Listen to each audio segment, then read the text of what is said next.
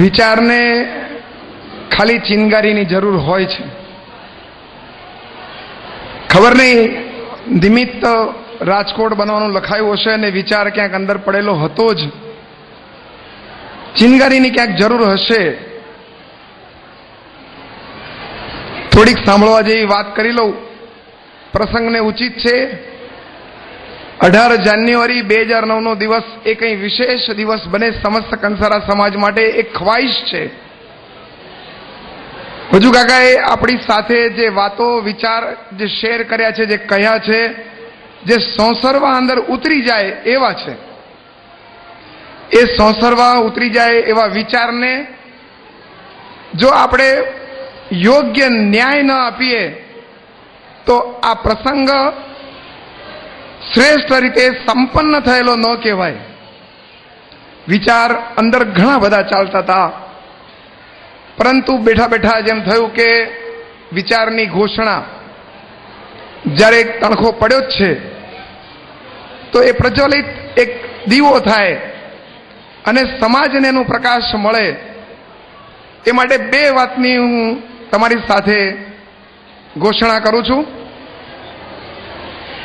એક તો આપણને ખબર છે કે દરેક જગ્યાએ ગુજરાતની બહાર ગુજરાતી સમાજ છે.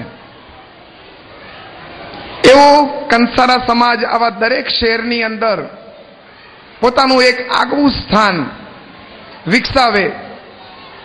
જેમાં વાત કરી કે દીકરા દીકરીઓના અભ્યાસ માટેની આખી વ્યવસ્થા સુચારુ રૂપે એમાં સંપાદિત થતી હોય, એવું સ્થાન પ્રધાન હોય, અને ક્યારેક સાંસ્કૃતિક ભવન તરીકે ઉપયોગ કરી શકીએ એવું સ્થાન પ્રધાન હોય.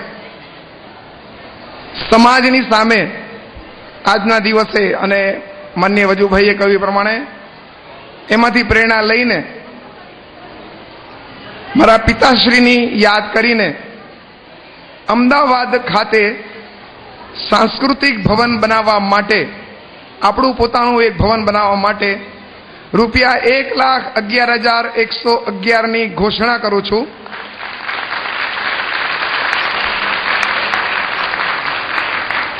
અને સાથે જરા વિષય અઘરો છે મારા માટે, મારા મિત્રો પણ જાણે છે, પણ અઘરા વિષય હાથમાં લઈએ ને ત્યારે પૂરા કરવાની મજા આવે. એટલે એ સંખ્યા રૂપિયા 1 કરોડ ન થાય ત્યાં સુધી આજ સાંજથી હું મિષ્ટાનનો ત્યાગ કરીશ.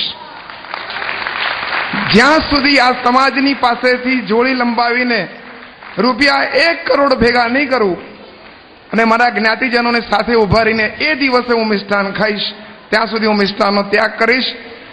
હું આશા રાખું છું કે જ્ઞાતિજનોનો પ્રતિભાવ મને શ્રેષ્ઠ રીતે મળશે.